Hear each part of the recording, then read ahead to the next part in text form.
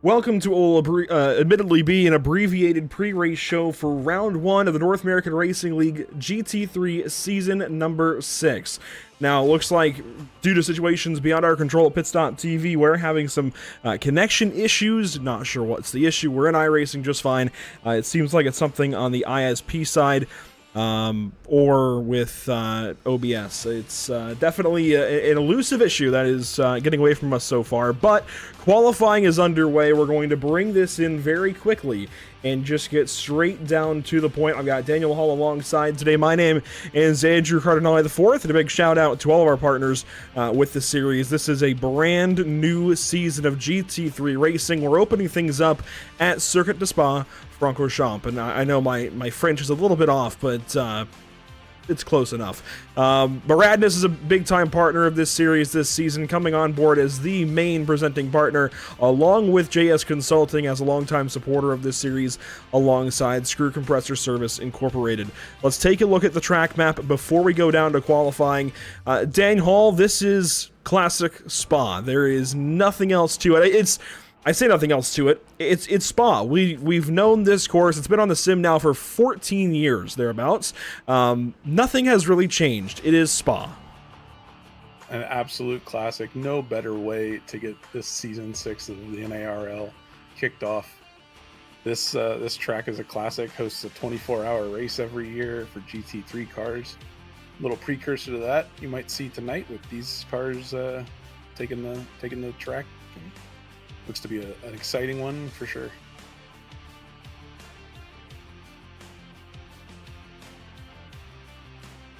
Well, as we are having, of course, those week 1 technical difficulties that just always seem to pop up in live television. I want to thank you for sticking with us. If you are able to watch the stream, honestly, I've got no clue if it is working. We're just going to go with it and hope for the best and do our local record so that hopefully, if we have to upload this later, we can. Dan, we're going to have a graphic that we haven't had before. Look at our faces on the screen. We're doing things. This is not how I planned for this broadcast to be opened up, but Dan, it's good to have you back for season number 6 of GT3 Racing with this series. I know this is going to be a very big season for these guys. Fixed setups as per usual, a lot of the same stuff, a lot of the same hoopla, if you will. Nothing too crazy. It's just that we've got some newer cars now in the field. We do not have the Corvette or Mustang due to BOP concerns, but we do have the new Ferrari still, we have the new Audi, so still some newer cars, and the sim just keeps getting better and better. Some new GT3 updates in general lately. I think it's going to be a very, very fun season. Yeah, having some graphics issues. I can't really see what you're showing, but absolutely, those new cars since the last time we had these guys racing. So the new Ferrari you mentioned, the new Audi got an update. So that, and I think the Porsche is also a new one since last season. So little new cars, little wrinkle in there. These guys, the cars you see them race tonight, they'll be picked.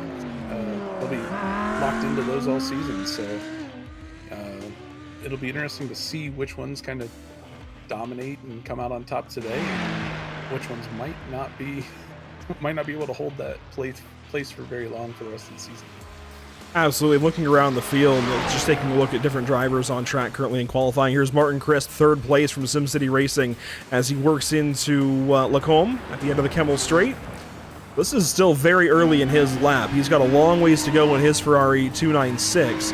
Almost said 488. I'm used to saying it still, but the 296, a really brilliant looking race car. He's going to work down into Bruxelles here, turn number 8 around the circuit. When he comes around the X corner, it's back on power down to Pouan. There's a lot of different downforce struggles for these cars, and with a fixed setup that it does have relatively large amounts of downforce, it's always a concern, I feel like, running a fixed setup and going to a downforce circuit like Spa. There's always going to be challenges. While we watch Martin Crisp, let's also talk about our division battle, because we have 2 divisions on track today. They're all in the same GT3 car. They're all scored together in an overall race. However, they are scored in different classes when the day is done and split into Division 1 and Division 2. So you see the guide there, top right of the screen. Here is your current Division 2 pole sitter. Logan Boone, fastest in class by about 1 1/4 tenth of a second, if that makes sense. over Tiago Tavella in car 717. We have a lot of new names to get used to, as always, but Tiago clearly is making a statement in round 1. Yeah, starting off the season strong. Division 2, but man, if he can show that kind of speed, he might be able to compete with some of these Division 1 guys. I know the points scored kind of wherever you finish in the overall. That's a big leg up if you have some speed advantage over the rest of your in-division counterparts there. So it'll be interesting to see if he can keep that up throughout the rest of this qualifying, see if anybody can't jump up there and maybe give him a run for his money, but see if he can continue that on in the race. Scott Reister just bumping into top 5 position with Division 1. Chris Sanchez fastest there, then Kevin Cantonio, Martin Crisp, Adam Brockway, and Scott Reister. Down in Division 2, Logan Boone, we mentioned he's on top. Tiago Tavella is second. Third currently is Josh Lyon in the 123, and the timer is running out, so that is it for qualifying.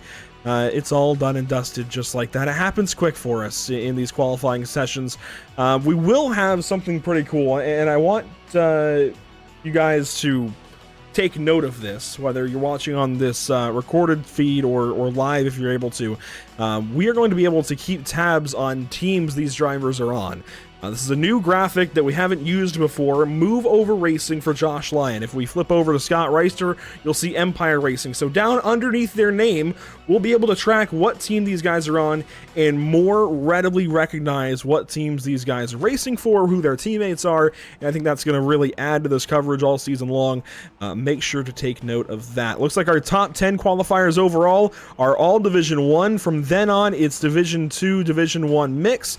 Let's take a look at our first CC's Business starting grid of the season.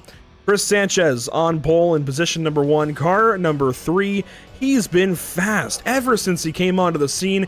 Kevin Cantonio going to join him on that front row as we go back through the field. We'll run through the top 20 or so and let the rest advance on by. Here's Jeremy Gonsalves, a new name for us. Gonsalves, that's going to be a different one to get used to. Martin Crisp alongside there in the 4th spot. Running back to 5th and 6th. How about Adam Brockway, Scott Reister in those couple of top 6 positions, both cars 42. Brockway just has the 1 in front of him. Starting 7th place, it'll be Miguel Colon, season champion last time out in Season 5, Eric Leroy. From 8th, then to complete your top 10, Dan, we've got Thomas Rayleigh and Scott Kimbrough.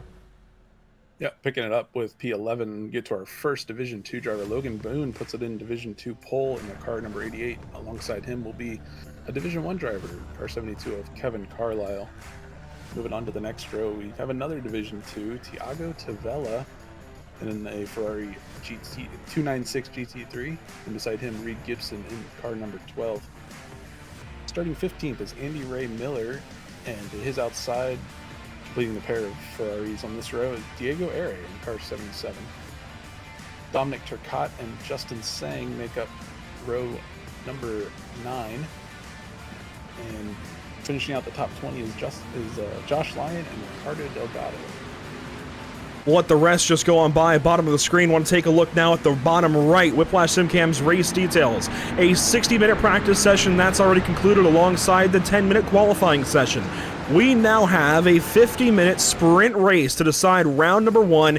It's fixed setup with 50% fuel capacity, which means these guys will have to pit somewhere from minute 20 to minute 40 nearly. No, not quite.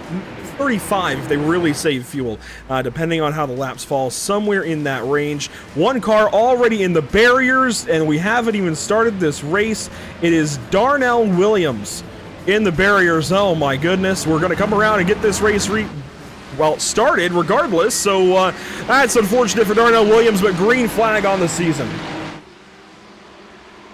Yeah, looks like got a good jump there for Chris Sanchez, your pole sitter. Is he going to lead them down into turn 1 with source down into the long straightaway, flat out through the rouge, and down the street.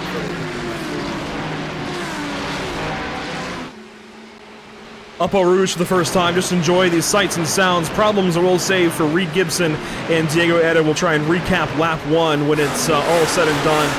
Love these views up Eau Rouge the first time at Spa. Always classic look at the race. They're going to start the season and hopefully everyone can make it through cleanly and safely.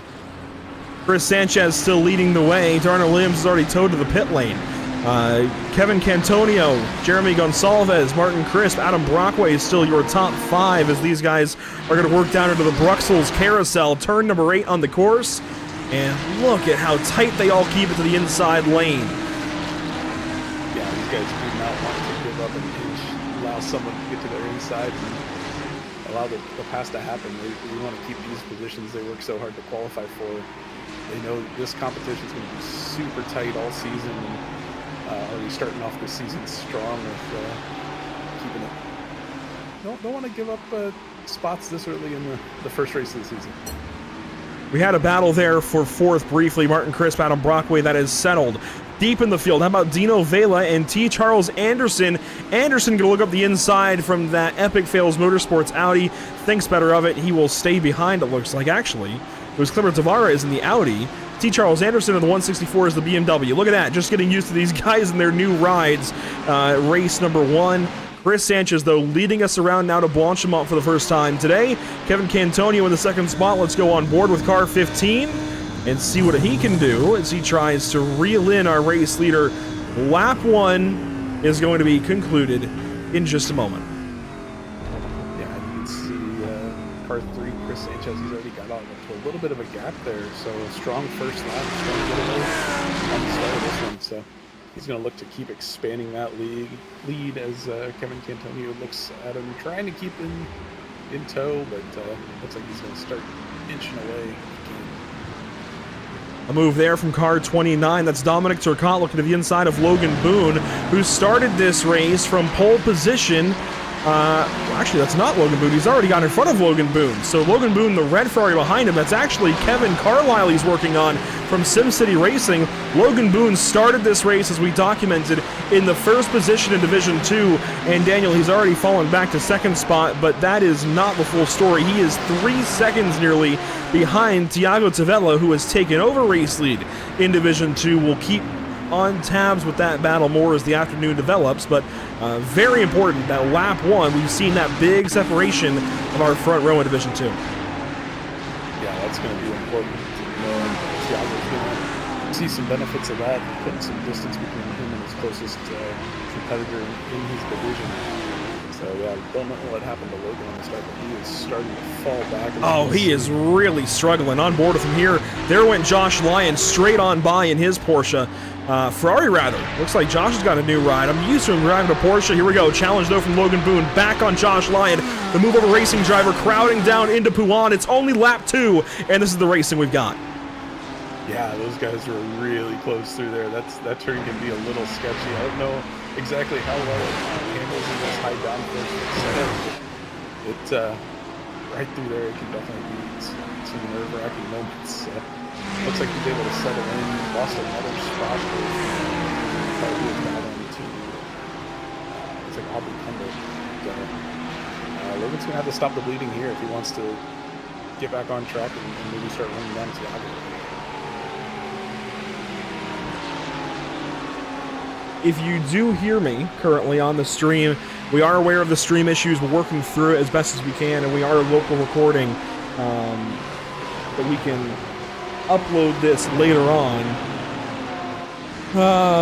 It's not at all what we want to be talking about, race number 1, but we'll divert back to the racing as we are tightening up inside the top 10. You see this battle a little further back as well. This is just inside the top 20, but inside the top 10, out of La Source and up the hill. Now, lap number 3 underway.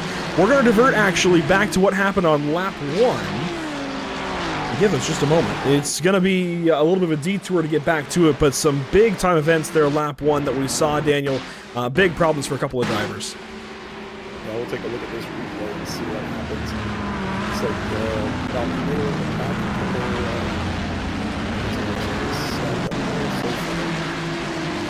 Oh, no.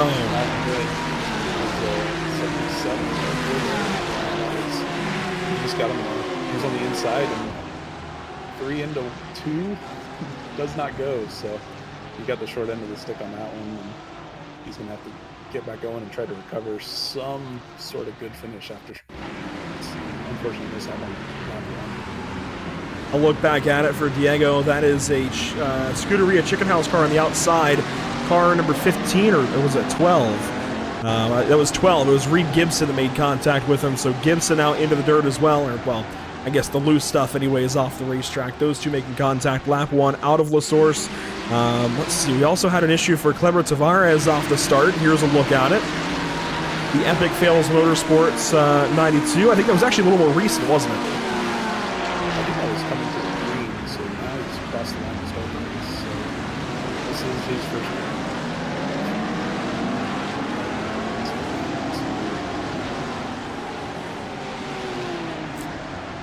Looks like he actually might have made it through lap 1 okay. So we'll go back actually to the Darnell Williams issue. That was in Blanchimont just coming to get the green flag. Here's Darnell Williams. He's slow and on the left, but I mean, we are gridding. And the Muradness driver gets back on power. Is he going to get hit here? Yeah, I don't know. Oh, a hardware failure. That's what it looks like. And yeah, those tires are locked full to the left. That's so unfortunate. All the excitement of starting the season, all the anticipation, all the nerves, and then the first thing that happens, you get grid, you start rolling, and all of a sudden your wheel shoots to the left, and nothing you can do about it. So, well, looks like he is back out on the track. He is. He's making the most of it, and I appreciate this big time. He's, I mean, already a minute behind our race leaders, and he's still out here on the racetrack in 42nd position trying to make the best of this situation. I'm sure he's got some wheel damage. We can watch inside the car and see. But this is so encouraging to me that we're going to have a field of drivers that do not quit. I know a lot of drivers do, and I mean, I guess up to the driver's discretion, I suppose. But I really love when I see drivers not quit when they have early adversity like this. Yeah, it's great to see, and you kind of figure that some of your other competitors are eventually going to have their own issues. So if you're there, still putting in the laps, trying to recover from your stuff, good things going to happen. So it's an unfortunate way to start, but he's going to rebound. He's going to look to see what he can make of it. Anyway, he's already put in the practice, already put in the time and effort to get ready. So it makes sense that he wants to get something out of it. We've got a battle ahead of our Division 2 race leader. It's going to be Dominic Turcotte and Justin Sang. And, you know, this early in the race, we've talked about it so many times before. A lot of these drivers are likely just sitting and waiting right now, biding their time, saving some fuel. It's somewhat unfortunate and really just status quo. These guys are going to save fuel. They're going to set up for the end of the race, and that's the strategic aspect of these races. When you have GT3 races of this length here, Daniel, I really feel like it's more of a strategy battle than it is a straight-up racecraft battle. Yeah, and we call them sprint races, but 50 minutes in the sim, that's actually pretty long. It's longer than most official races that these guys will do in these cars. So definitely some strategy involved, and having that fuel cap kind of forces that a little bit. So yeah, these drivers are going to try to feel each other out. There's a few new faces this season, so if you're like kind of want to feel them out too. It's the first time racing against them, so yeah, a couple reasons to kind of settle in and see what you got before you make a hard push at the end. So strategy is definitely going to be a big deal, and we'll see what will come of it at the end of this race. And how about these couple of teammates not quite leading the way in our race, but second and third overall from Solpec Precision Racing, Kevin Cantonio in this Lamborghini and Jeremy Gonçalves in this Ferrari 296. You see their car choices split, which is so interesting that they're up here as a team in second and third already, but they have a split car decision because, as we've talked about, I think, a little bit already, these guys are locked into their car selection all season long. So they've selected this car based on what they feel like for the entire season, hopefully, is going to treat them the best. Whatever car they feel most comfortable in or feel like they can get the most out of is what they're going to run. And so for the Lamborghini for Kevin Cantonio and the Ferrari for Gonçalves, it's very interesting to see them from the same team, Solpec Precision, but going for different cars. And it shows how well balanced these cars are, that these drivers can be on the same team and they can pick completely different cars and still kind of find each other. So that's good to see and bodes well for the whole season. Maybe we won't have a car that's the supercar to have. But that's kind of the whole mantra of the GT3 racing in real life and in the sim is have evenly balanced cars and leave it up to the drivers. Maybe one car suits a driver a little bit better than the other. Somebody can take advantage of the characteristics of the car and use that to their advantage. So it'll be interesting to see how that plays out. But so far, let's start this race. It looks pretty good. Watching Ricardo Delgado in Division number 2, chasing Will Coffey in Division number 1.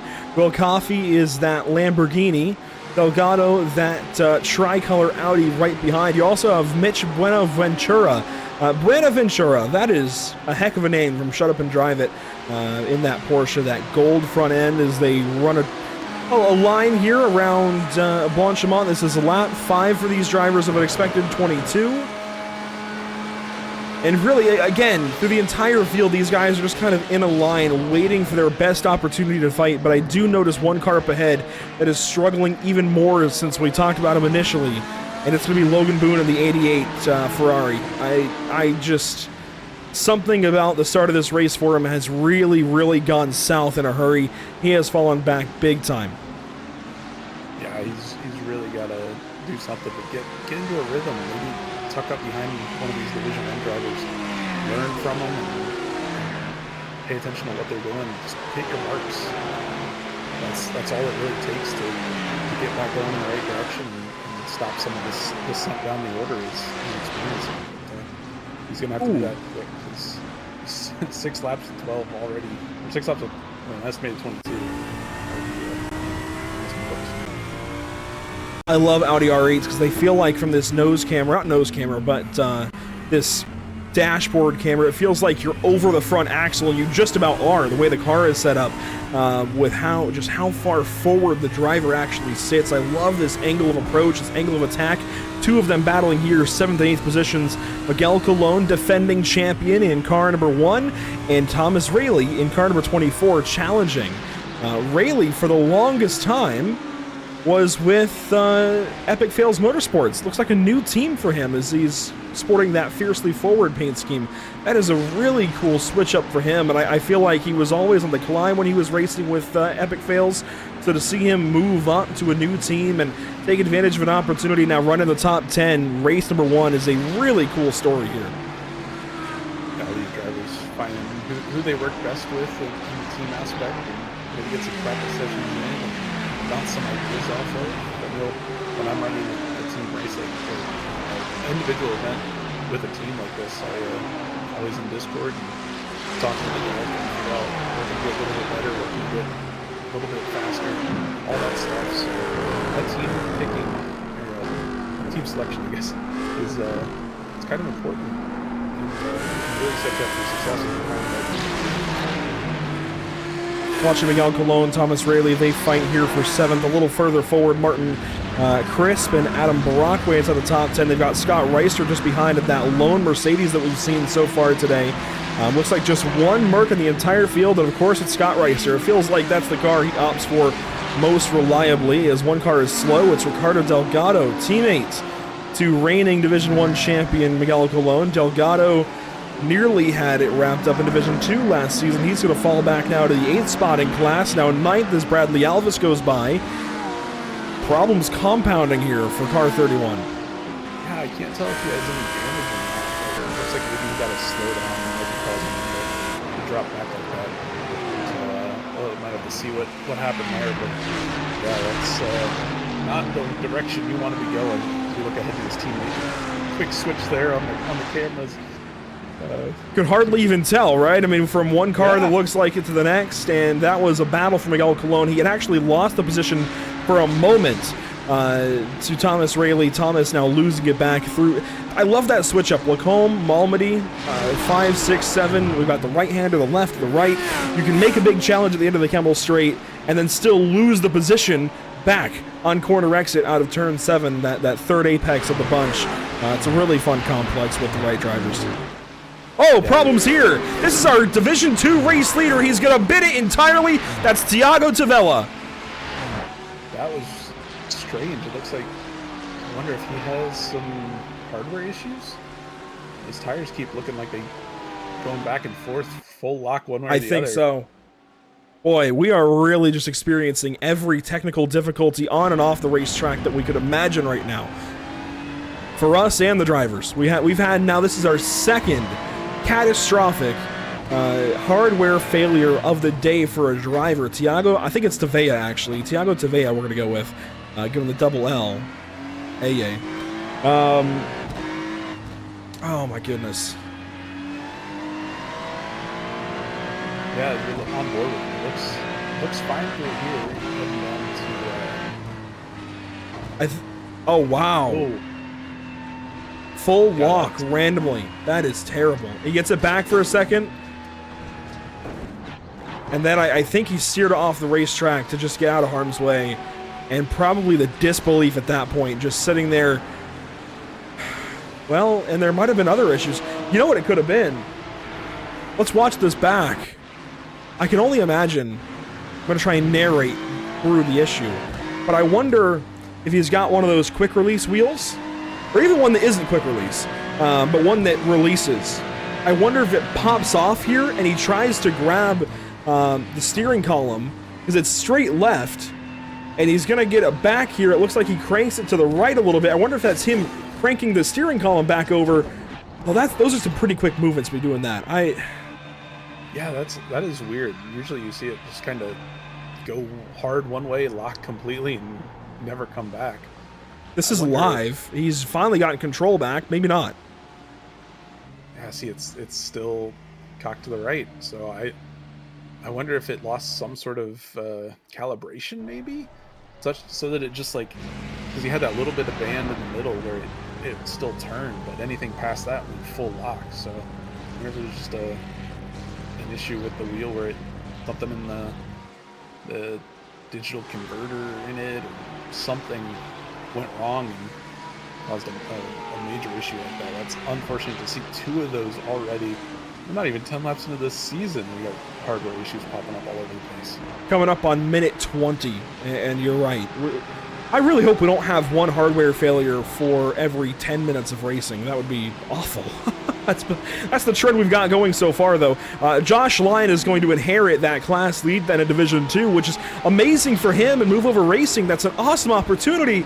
It just comes at a really tall cost for Tiago Tavea. That is so unfortunate for that driver and his team. But Josh Lyon going to inherit the race lead, and that actually kind of boosts the day back up a little bit for Logan Boone, while he's still not earning as many points as he would have if he had stayed up around that 11th place qualifying position. He is running 17th now overall, and only a couple of spots behind Josh Lyon. So it's a much better day all of a sudden for Logan Boone and one of our few independent drivers. Dean Kerr, third place, putting some pressure on, and then a good ways back to Mitch Buenaventura for Shut Up and Drive It. It has really changed the complexion of Division 2 very suddenly. And as soon as we, of course, talk about Division 2, we've got things ramping back up in Division 1. Thomas Rayleigh working back up on Miguel Colon. There's just so many interesting things happening all over the place. Thomas Rayleigh looks like he's going to try to get a run on Miguel here down the long come straight. He looks to the left side. He's going to be there. Is he going to be able to hang it around the outside? He tries. Oh, contact! No! Miguel Colon off the racing course into the gravel. Just gets the race car back onto the course. 10th position now for Miguel. He falls in behind Scott Kimbrough and Eric Leroy. A little bit of contact. That's okay. It's racing, but there's definitely going to be some feelings about that one. Yeah, amazing display of car control. Keep that car out of the wall. And I know he went off track, but man, if you can do anything to save the car, keep it in one piece. That's a day saver right there after a little bit of contact. Here's Logan Boone. He's just gone by Aubrey Kundle, one of our Division 1 drivers that's dipped down a little bit from long shot racing, running 17th now overall, behind a couple of Division 2 drivers, and you hate that. As a Division 1, you never want to be behind those Division 2 guys. It's always a bit of a slap in the face. I hate to put it that way, but it is. You know Aubrey's going to want to improve and want to get better as this season goes on, as we jump over to Scott Reister in Empire Racing, working on Adam Brockway, Martin Crisp, Jeremy Gonsalves, Kevin Cantonio, and Chris Sanchez. The entire top 5 just ahead for Scott Reister. This whole top 6, once they leave the pit lane, I'm sure are going to be in an entirely separate order and that's when the racing is going to get good. Oh yeah, Scott's just been biding his time back here. He's been able to keep up right on the back of this 5-car pack at the start. Probably saving a good bit of fuel, so we'll have to see how that plays out once they make these pit stops that we know are coming in the next handful of laps or so. But he's definitely biding his time and kind of doing what you'd expect him to do. Yeah, watching Reister here go up Eau Rouge now. Oh, problems for Reed Gibson. Maybe not problems. He's coming into the pit lane, so maybe our first pit stop of the day. This is a big pit stop opportunity, and he's not alone. Bradley Alvis going to pit this lap as well from Shut Up and Drive It.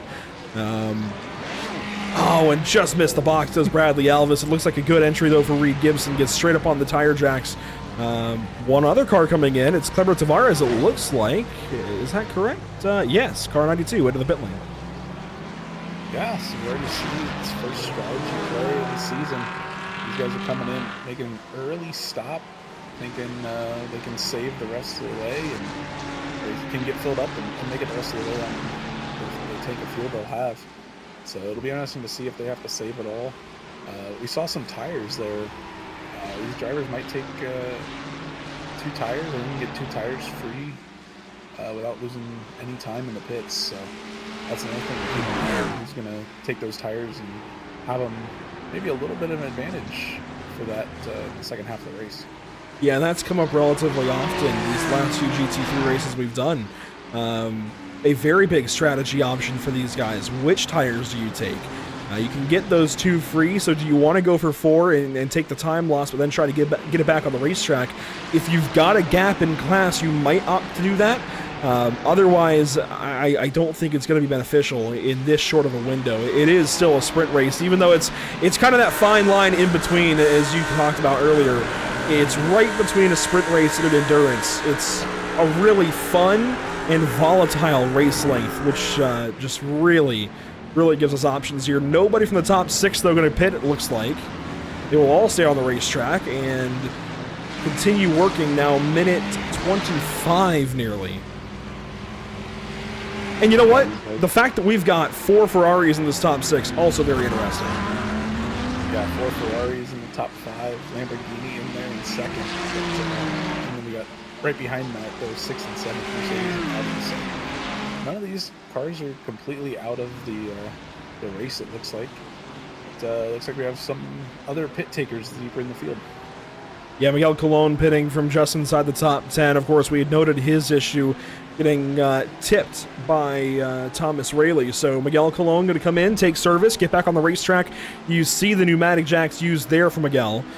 Overall pit time, give me one moment. You can see lane time, 37 seconds. Box time, 17. So pretty much exactly 20 seconds to get down the pit lane, 17 more in the box. And how does that compare to our other pit stops of the day? I mean, we've got T. Charles Anderson in the box currently. He's going to release here shortly, at least he should, unless he goes for 4. Maybe a little extra fuel there. He goes for 22 seconds in the box. Reed Gibson, we saw him in the box recently. That's 18 seconds. Miguel Colon at 17. Diego Eda came in early. He's got 13 seconds. I think he had an earlier issue. That would make sense there. Kleber Tavares, we know he pitted. He's a front runner. He took 18 seconds in the box. So a pretty consistent length. 17 to 18 seconds, maybe even 19 for some drivers. And who knows, might see some 16-second stops for some drivers. Yeah, it's all about how much fuel you can take on and back into this car. So shorter the pit stop, shorter your stationary, the less time you'll give up on track. So that's the first strategy thing we're going to see, and we'll have to see what these leaders do. That might jostle this order up at the top 6 or so. These guys are all running real close together. Our top 6 back into the bus stop chicane. Any takers this lap? This is now lap 11 for them. This will be exactly halfway as they cross the stripe to complete lap number 11. Any other takers back here inside the top 10? The answer is no. And Usually these guys do run as long as they possibly can stand it. Oh, problems now for Aubrey Kundle in that Lamborghini. That is from... Is that down into Bruxelles? I think it is. No. Oh, that's Stavlo. Is that more issues? Can't get that car. Oh my goodness. That was unfortunate for him. We're gonna get a look at a replay and see what exactly happened. It's going through campus now. Ooh, it just stepped out and right in the wall hard. Well, I think he tries to get it back going, and just maybe too much damage on the front end of that car to keep it under control. So that's the danger. That's one of the things about the Lamborghini, is it can be a little edgy at times. He's having problems trying to get back straightened up. That just costs so much time.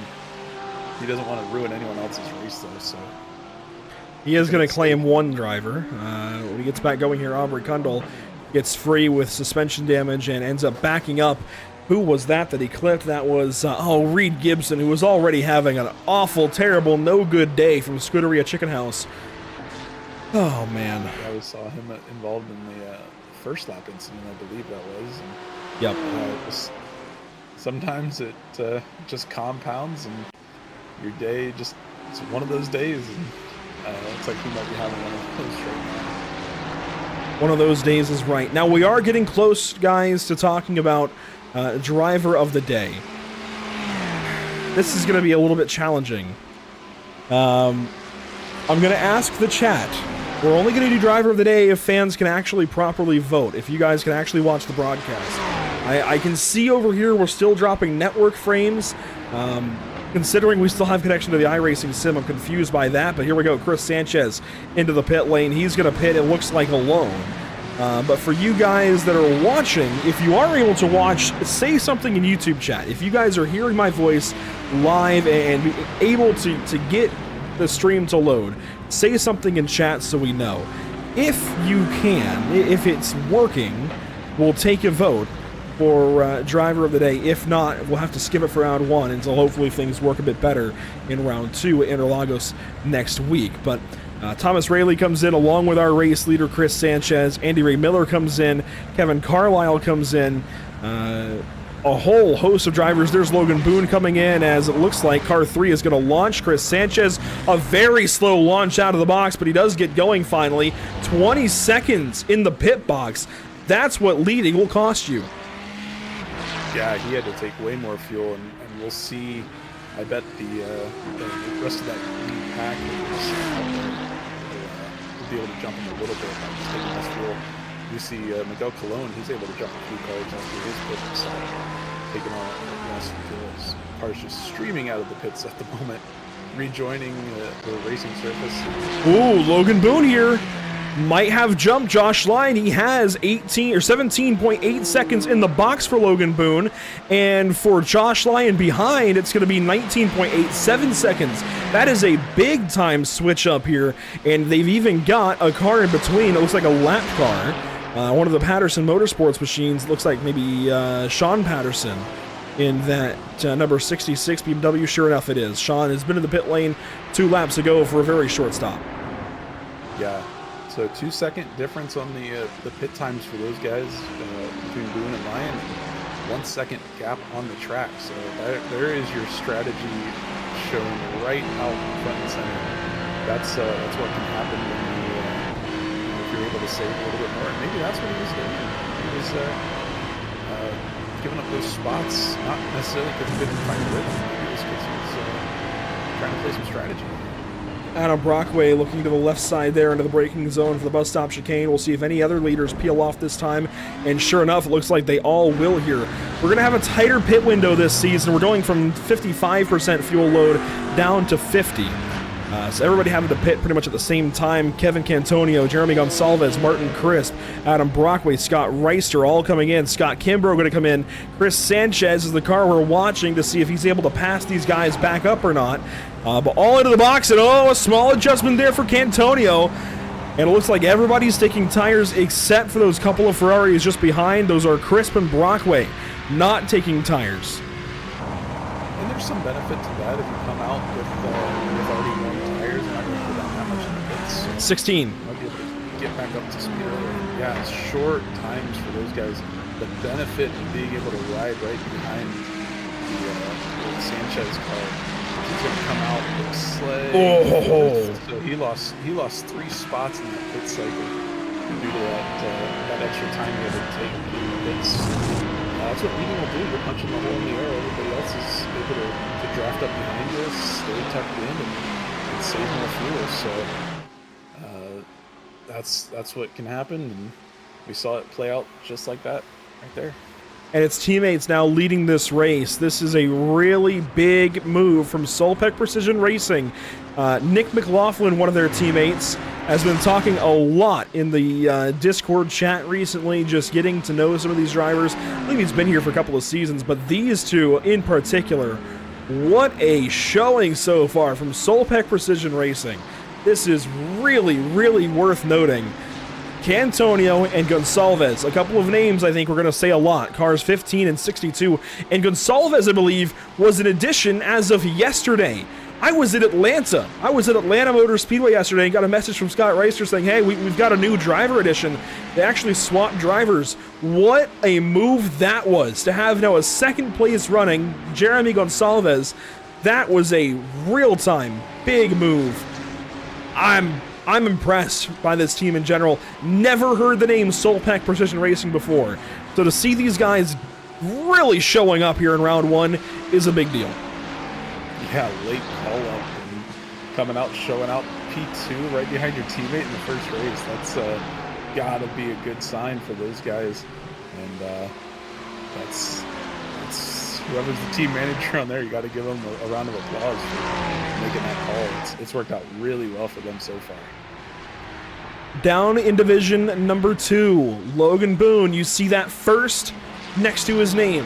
That's important. He started first in class, up in the 11th position overall, dropped down big time in the first 20-30 minutes, and through pit stop precision, we're going to say. 17.8 seconds in the box.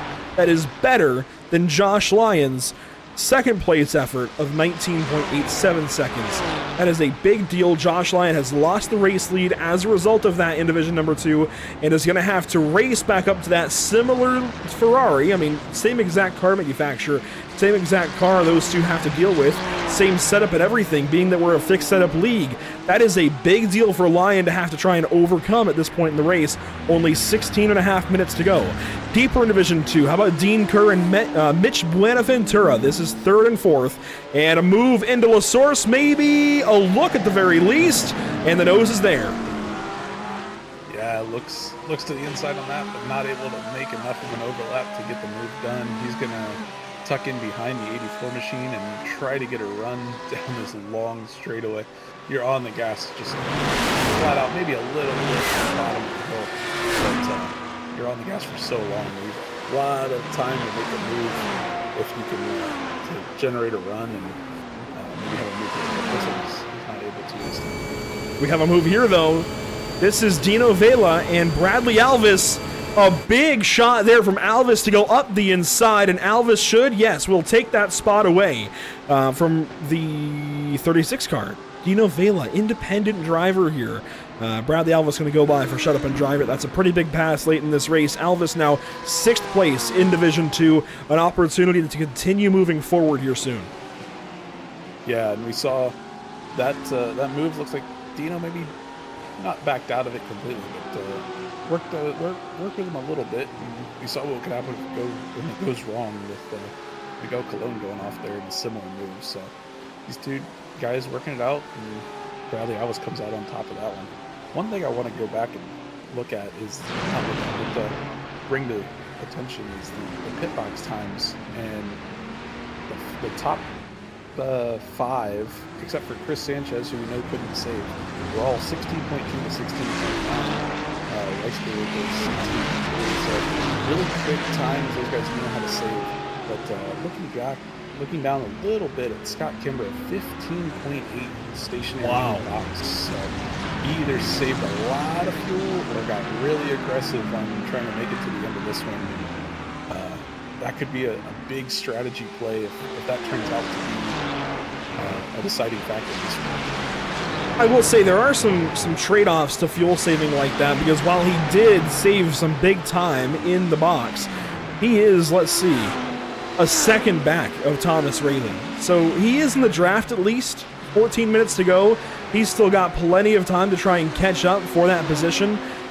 But he didn't do himself any favors trying to catch up and get Thomas Rayleigh by sheer pace alone. And now he might even still be a little bit light on fuel to the end and might still have to save a little bit. So the fuel game, it has its trade-offs. It has its perks. It has its deficits, if you will.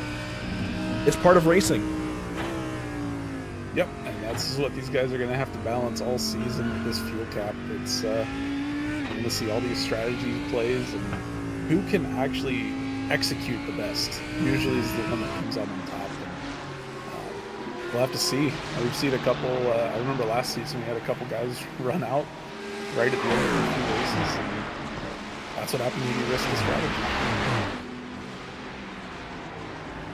Once more, if you guys can hear us, I know this has been a poor viewing experience on YouTube and Twitch and whatnot, and we appreciate you watching for any amount that you have. We're going to show weather conditions top of the screen. We are a local recording if you can hear us. Just an unfortunate situation for sure. Not sure what's going on. ISP issues, it seems. If anybody else is having Spectrum issues, I think, Daniel, you said you're on Spectrum and aren't having issues, but also aren't broadcasting, so it's kind of hard to say. Ran a speed test locally, and it didn't kick back. Any glaring concerns?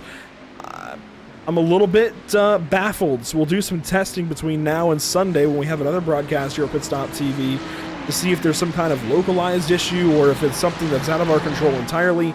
But right now, it seems it's out of our control, especially being that we have 12 minutes left in the race. Want to talk about a couple of our lead battles, though. We saw what was going on up there in the top 6 in Division 1. Now Division 2 on screen. Dean Kerr from Moradness. Mitch Buenaventura from, which team is that again? We have a graphic. Shut up and drive it. That's right, on the side of the car. And Ricardo Delgado from Sim Racing PR. Here we go. They're going to race down into the bus stop chicane. Oh, yeah, Mitch making a move. Is he gonna be ahead? Oh, he goes wide, opens the door. I thought they were going to go 3 wide for a second. They're going to be side by side out of the corner. Looks like Mitch is pulling ahead, though, so he was able to get that move done. Picks up a spot. Now he's up into P3 in Division 2. And I believe that is Ricardo Delgado going to follow it is right through there. So Dean Kerr giving up a couple spots. Not what you want to see with 11 minutes to go in this race.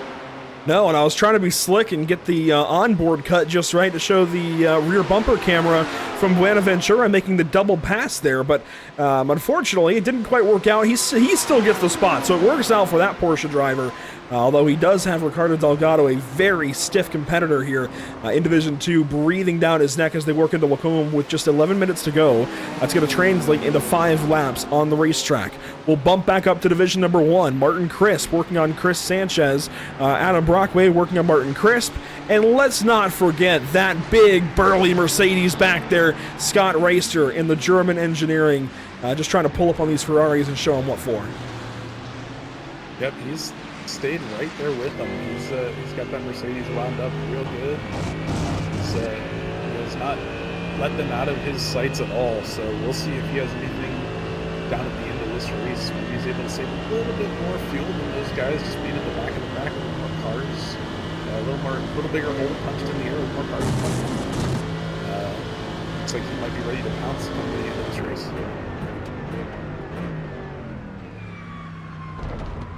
Reister down through the gears, second gear there through the bus stop chicane. 10 minutes to go. I'm sorry, I said last time it was 5 laps. That's truly now 5 laps to go, about 2 minutes and change. It might be 4. It's going to be close. It might end up being 4 laps. ATVO is still telling me on timing and scoring, and probably you as well, that it's going to be 22. I think it's going to be a 21 lap race. It's all about when that leader takes it across the line. Maybe that's what some of these guys are banking on by saving a little more fuel, taking on less fuel in their pit stops. So that'll be interesting if if they get the extra lap, how many of those guys are going to be worried a little bit that they might not be able to make it all the way around for that last lap? Looking here at Chris Sanchez, looking back at Martin Crisp. Sanchez, another one of our rare independent drivers, especially rare in the top echelon of the North American Racing League in Division Number 1. But we do have your occasional independent driver. Sanchez, the best at it so far this season. So far, really any season. I've never seen an independent driver do things that he has in this series. It's difficult to do. It usually takes very strong team relations to succeed and succeed big in this series. It's just such a team-driven sport. Not just sim racing in general, but especially this North American Racing League. We always talk about teams like SimCity Racing or Maradness, especially Maradness. Golly, they have dominated the last couple of seasons. Season number 5 felt like it was Maradness season, so they're of course looking to try and repeat that kind of success here in season number 6.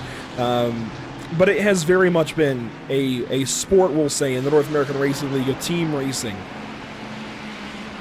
Yeah, and it's just the ability to bounce ideas off of each other, work out your strategy, it's just more information that you're going to be able to have, sharing it with your teammates there, and to see, like you said, to see him do that kind of as a privateer. Oh my goodness! Ricardo Delgado has absolutely demolished his race car. He had fallen back to 7th that lap. Was that a move of frustration, potentially? This is racing with the 14 of Mitch Buenaventura, and Ricardo got in there deep. Was that maybe a retaliation attempt? I see scrapes on the side of the car, and that looks like it might have been from previous. It was. Yeah, they had been battling for a while. We saw the move that Mitch made to get by Dean Kerr, but we'll see what happens, because that was not the level of damage that we saw when we cut to him. Yeah, so he's already got that damage on the side. I'm going to see if I can find where that damage starts. It's going to be a challenge. We might just have to accept it, but we're not going to find that originating moment, and I think that's what we'll do. We'll go back up to the moment into Lacombe. Let's just watch here from the start of the lap, and this is a big moment for Ricardo Delgado, somebody who was very strong in Division 2 last season. So, I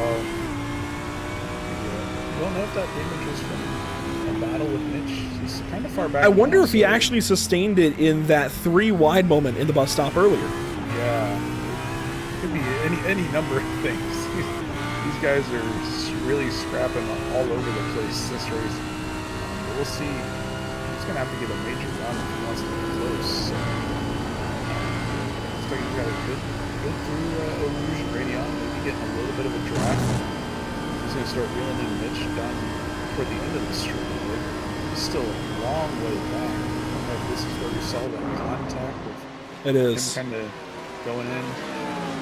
Wow, that is a long way back to make a move like that. So, there's a little bit of contact, we got back rolling again, and I don't know what happened, but we saw where he had the front end and most of the tires ripped off of that thing. It's going to be down here in Puan. Question is, was it a mistake? Was it a moment of frustration? Moment of frustration. He turned the car intentionally out towards the barrier, and I know that is looked at differently from league to league, and we'll see if it's looked at with a scrutineering kind of eye from race control. I know Dino Filippa and I'm spacing on the other admin's name, but we have 2 live stewards in this season, which is brand new for us. We haven't had that kind of stewarding in the past.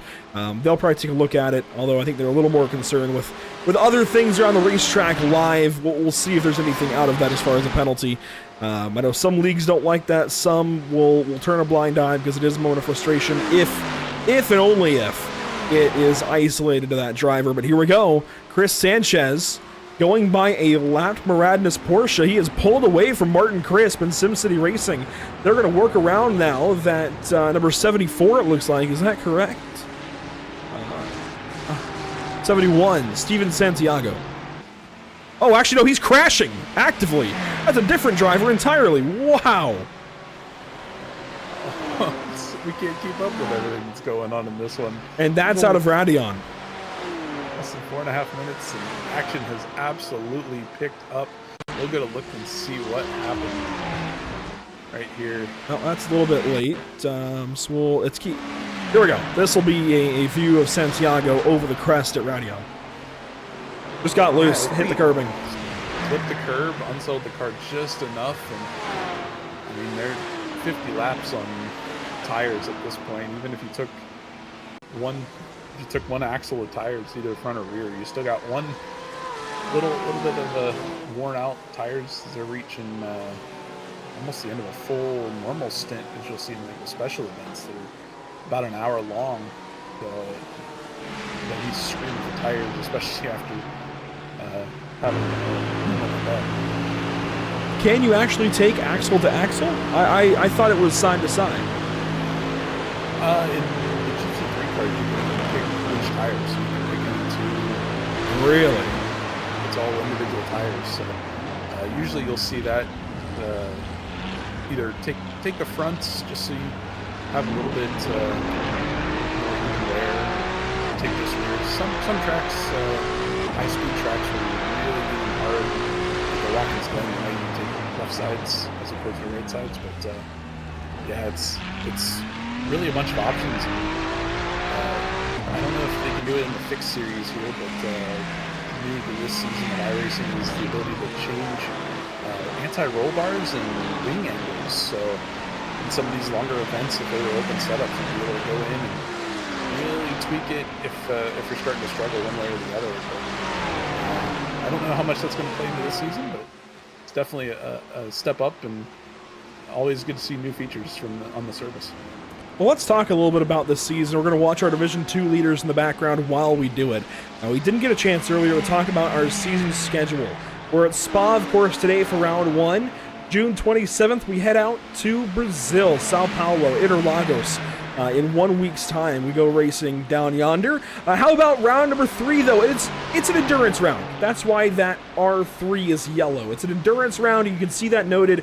It's not a sprint race. We have a sprint heat, 50 minutes of racing, then a 120-minute or 2-hour endurance race. Now, there will be no team racing. These guys are still left to do it all by their lonesome. That's nearly 3 hours of racing for these drivers.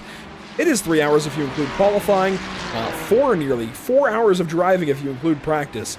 So a long day for these guys. Actually, 4.5. It just keeps going up higher because they have the warm-up in between the heat race and the endurance race. We'll go to the Nürburgring for the first endurance round. Then we go to Long Beach and Suzuka, so a street course and a classic out at Suzuka, a very old circuit here on the sim, and then Phillip Island to wrap things up with another endurance round on August 10th. So a look there at the schedule as we work the final moments here at Spa. We have what will be 1 lap to go, this time by for Kevin Cantonio and Jeremy Gonsalves. So we will get that 20-second lap of racing from these guys. They'll come by the flag stand this time by and get it. And we'll keep an eye on the scoring monitor to see if anybody starts tumbling down. Not expecting that extra lap that they got. But yeah, plenty of time, 45 seconds about to across the line. So we'll have these Soltec precision racing directors battling it out. They're nose-tail about half-second apart still. But as we see more cars across the line, taking that white flag, who's ready and who's maybe shaking a little bit, but they don't have the fuel. We'll see. Only time will tell here on this final lap. Meanwhile, Division 2 battle on screen. Josh Lyon and Logan Boone. This is the fight for the Division 2 win. There's no fight right now for 3rd or 4th, really even for any other position, all the way down to 8th position in Division 2 between Jacob Klein and Jeff Fleischman. In fact, we can take a quick look at it. A quick look at these two drivers. Fleischman here working on Jacob Klein from Epic Fails Motorsports, it looks like. And Klein, a little defensive, but Fleischman closes in and there's some contact. Boy, I'm glad we saw that. Yeah, they got real tight through there, and I don't think they're going to be too happy. But back to the top of the board, the battle between the leaders, Division 1 and overall. These Solpack Precision Racing guys, they have shown that they're the class of the field and really to be reckoned with this season. Still 1-2. They got about 2.5, 2.8 second gap over Chris Sanchez in third. So he's and Gonsalves was our late addition. So if he's able to draft up to his teammate here on the final lap and take this win away, maybe, what a story that would be. Our late addition yesterday, able to go to victory lane potentially, but it looks like it'll be Kevin Cantonio. We still have a couple of corners and an opportunity maybe for Gonsalves, but Cantonio with a mere 1 second race lead as he works down to Blanchemont for the final time. We saw that Lamborghini have some issues earlier, but no issues for Kevin Cantonio as he's heading down to the bus stop chicane. He looks like he's going to be able to ride this one out and take him. Final braking zone for Solpac Precision Racing. What a day for that Lamborghini and Ferrari duo. It is a team victory shared aplenty between Kevin Cantonio and Jeremy Gonsalves. 1-2 for Solpac. They dominate the North American Racing League here at Spa. And Scott Reister, it looks like, is able to maybe tip for the top 5, maybe not. No, Brockway will take the top 5. A good race anyway. They were close at the line. And here we go. For Division 2, Logan Boone and Josh Lyon, no change of position. They will hold their spots across the line there. Logan Boone comes home with the Division 2 race win, an independent driver to victory lane in Division 2. A big story there for Car 88, despite the setbacks he had early, and Josh Lyon will have to settle for second. Mitch Buenaventura comes across the line. He'll take third. Bradley Alvis there in fourth. Dean Curradino Vela, fifth and sixth. Seventh, T. Charles Anderson in the 164. And then a couple of other battles. Here we go, side by side, beating and banging the final corner at Spa. And well, hello, drag race to the line. It's gonna be the Miradnas 10 of Fleischmann, but they are not done. Oh, these guys are carrying this on. Looks like they finally were able to get separated there, but wow, some beating and banging as they cross the line. That's some intense racing for it was a 9th and 10th in the division. That was incredible to the stripe, and it looks like everybody else is going to come across here in a moment and wrap up our day of racing. Philip Badurka, it looks like, actually, it'll be Junior Silveri. I've never seen his name before, aside from the entry blank from Maxwell Sim Racing. It looks like will be our final driver to cross the stripe. He had a setback earlier. No! Blanchemont, he loses control of his Porsche 911 into the big green barrier. He'll still cross the stripe to complete our race. He'll be the final driver to cross the line behind Philip Badurka.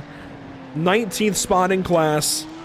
But Silveri will still make it to the end of the race, and that in and of itself, right? Anyways, yeah. That's an achievement. Yeah, the resilience shown there, just finishing out.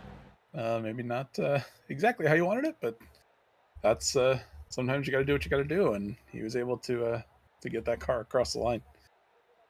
Well, we'll take a look at our unofficial race results then, with Kevin Cantonio on top, position number 1. I'm still just blown away by this team as a whole here, Daniel.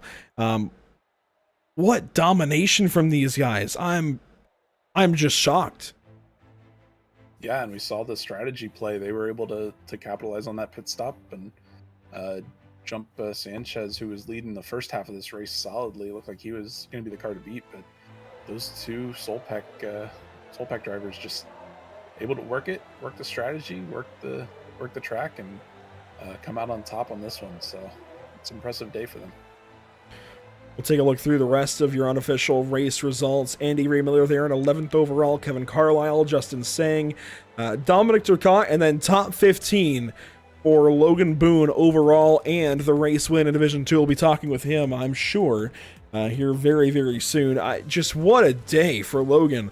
Up, down, all around, had a really solid qualifying effort, and then ended up losing a lot of spots there initially grabbed him back a little bit later on. So just an up and down day for him, but still grabs the class win. A big deal there for him. Josh Lyon, second spot, just under a second back. You see the rest of the top 5 in Division 2 and the top 20 overall. Yeah, picking up 21st. Dino Vela, Charles Anderson, Will Coffey.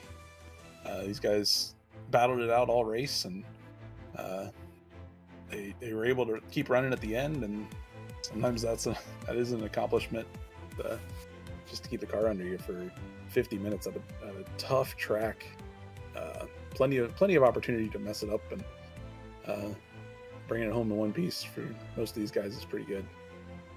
The back end of the field here, a lot of names that went through a lot of adversity today. Timothy Patterson, Philip Pedurka, Darnell Williams, Randolph Smith, Aubrey Kundle with that big accident down the bottom end of the circuit, Wayne Grennan, big problems there, Steven Santiago, Junior Silveri, the issue there on the final lap, and Ricardo Delgado, of course, we saw his problems compound. Sean Patterson out of this race early, it looks like, as well, in 40th. And then, our stewards even made the list down here in 38 and 43 and 44, numbers 38 and 39. Cool to see them, but you see Winstone and Tavea wrap up our field.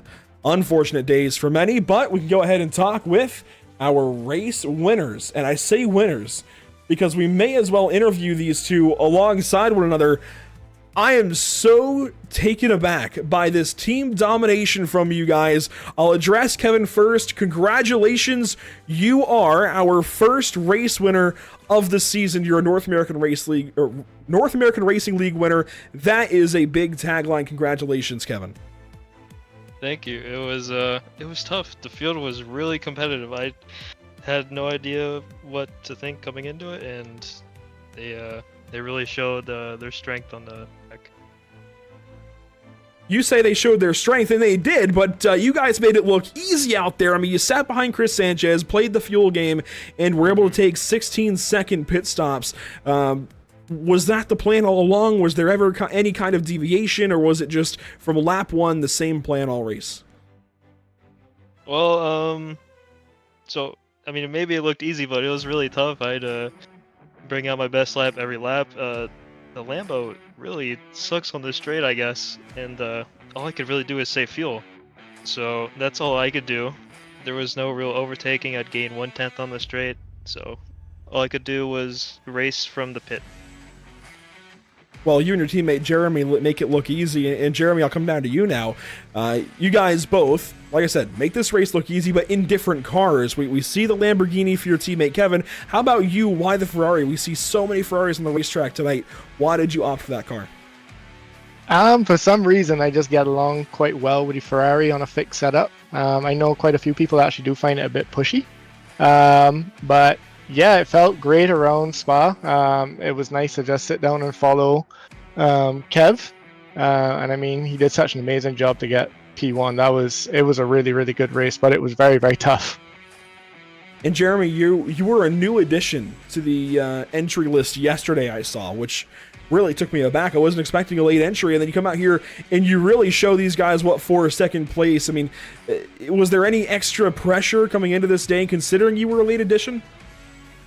I mean, yeah, I guess in a way, because I kind of got asked if I wanted to join pretty late, but I mean, I was like, yeah, I'm up for the challenge. I'm always ready to race.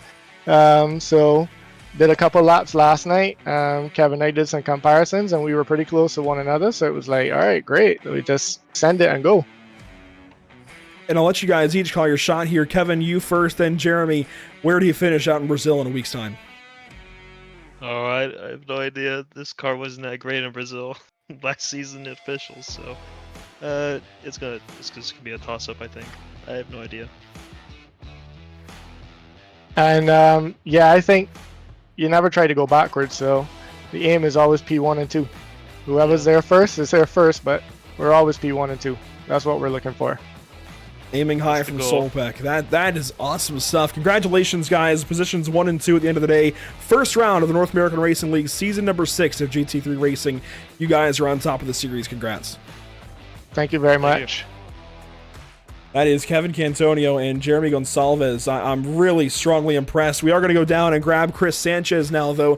Third place, Chris Sanchez, an independent driver. We don't see many of those in this series anymore. Congratulations. What happened? Could you have done anything differently, or was that just the curse of landing on pole?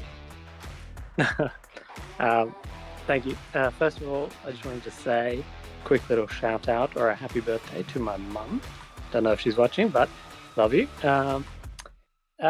In terms of if I could have done something different, I think the tire change kind of messed me up. I got a little bit confused and added a bit too much fuel, and that kind of slowed me down. But I'm really happy with my performance and the speed that I had out there, and I'll definitely bring that into the next few tracks. And definitely we're looking forward to seeing what your Ferrari can do. Why the Ferrari this season, though? You have a wide array of cars to pick. Why the Ferrari over, say, the Mercedes, the Lamborghini, or the Audi? Ooh, well, there's a funny story about this because I was practicing for like months out in the Porsche, and then about 2 days ago, I thought I saw everybody else going in the Ferrari. I thought, okay, I'm just going to go in the Ferrari, and then luckily I was still pretty quick, but yeah, I'm not sure. I think it's got a bit more oversteer, so it's just easier to control. Well, that's the car for your season, and you'll be sticking to it. Congratulations, though. Top 3 effort here, race 1. I'm sure we'll be talking to you a lot more this season. Thanks so much, guys. And we'll turn things over to Daniel Hall here with our Division 2 race winner. It's race second place, actually, because we don't have our race winner yet of Logan Boone. But we do have second place, Daniel, and here he is. Yeah, Josh Lyon here, P2 in Division 2. Good start to the season, and do you think you had anything for Logan there at the end?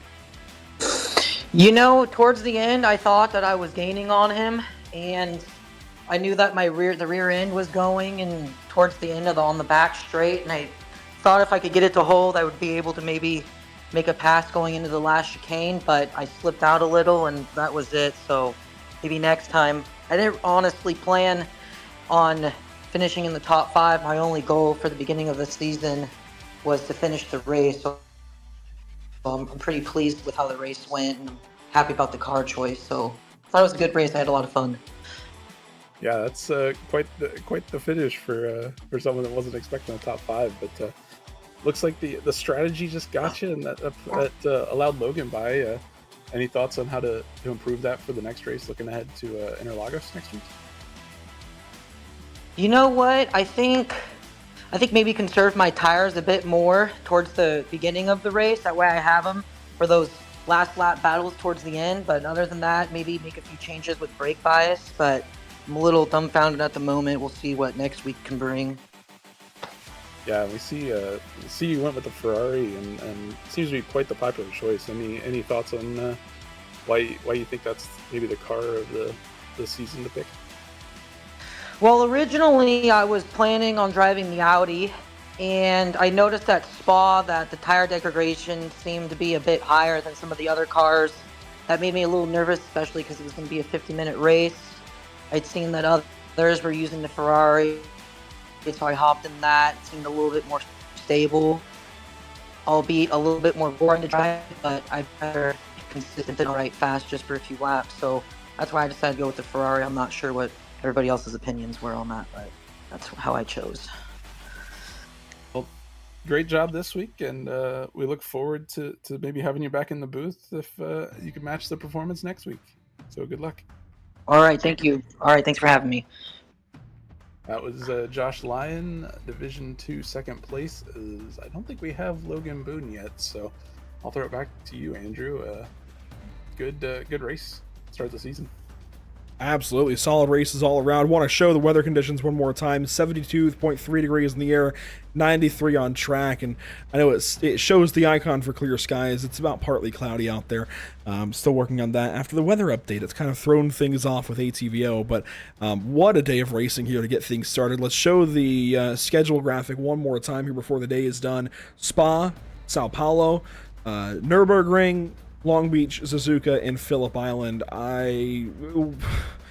What a selection of racetracks. An older selection of racetracks for the most part. Even one of our oldest street courses, Long Beach, predates, I guess not one of the... I believe Well, we the only tech have a few. Was pretty old, but Yeah, that's it's what fairly recent I'm in used to the opinion. Long Beach Tech Track. I'm still new to the fact that we even have a Long Beach full circuit. That's crazy to me, but yes, Long Beach in its entirety here for round 4. A really cool schedule. Is there one track in particular that you're looking forward to the most? I don't know. I think Phillip Island as an endurance round is going to be really interesting. I know that's not a track that gets a lot of run, but it is quietly one of the better tracks on iRacing. It's always provides some great action and really fun track to drive. And I think that being the end of the season might have some drivers with scores to settle. Might have some drivers that are taking their battles down to the end, and that should be good. But man, I don't think any of those tracks are misses at all. All those tracks are going to be bangers, I think. Definitely a lot of really cool tracks here in this only 6-race season. We only have 6 races to cram the schedule of tracks, but a really solid selection across the board. And it'll be the Nürburgring GP course, not the full Nürburgring for round 3. I want to specify there. Although it would be cool to run the full ring, that would just be one heck of an undertaking for the series as a whole. That would be really, really interesting. We'd be running a total of like 10 laps there between the heat race and the endurance race. But what a 10 laps those would be. Final thoughts here, though, Daniel. Round 1 in the books now. Oh, it's a great start to the season. We saw strategy come into play. We saw drivers that didn't think they were going to do as well that ended up doing better than they thought, and some drivers with hardware issues that hopefully we'll get those sorted out and won't have those issues going forward. But we'll see. That is the hope. Certainly don't want any more hardware issues. Don't want any more issues here with the broadcast either. I know it was a tough day for anybody that is still watching. We are, of course, as I said earlier, recording locally to hopefully upload it after the fact, but we appreciate you sticking with us regardless, no matter how you've done so today. It has been a challenge for sure. Here's a look at what we have upcoming here at the channel. Next up, we head out to the New Hampshire Motor Speedway with the Icon Cup Series June 23rd. This Sunday evening at 7:45 p.m. Eastern. Then Tuesday, it's out to South Boston Speedway with the Sarah 1-8 Racing Media National Tour. 8:45 Eastern thereabouts. That might be a little bit fluid of a start time. It might start a little bit earlier, actually. We'll of course, let you know more as the race approaches, but June 25th, out to South Boston Speedway to kind of emulate the Thunder Road Harley-Davidson 200 that's coming up for their racetrack in South Boston, Virginia. And then Thursday, June 27th, we're back here with the North American Racing League at 9 Eastern on a Thursday, going racing in Brazil. Some really cool racetracks coming up. Brazil is next up for us. A lot of really cool broadcasts, a lot of oval racing these days for us. Make sure to check it all out here at Pitstop TV. See our social media links down below. Well, do you have any predictions for next week in Brazil? Plenty of action and maybe a surprise winner. I think definitely surprise winners are on the menu. Thanks so much for watching this evening at Pitstop TV. It's been a pleasure. In audio, ATVO, Whiplash SimCams, OBS, and iRacing.com help us behind the scenes. We'll see you all next time, hopefully, for the Icon Cup Series from New Hampshire Motor Speedway this coming Sunday night, June 23rd. Don't miss it. We'll see you there.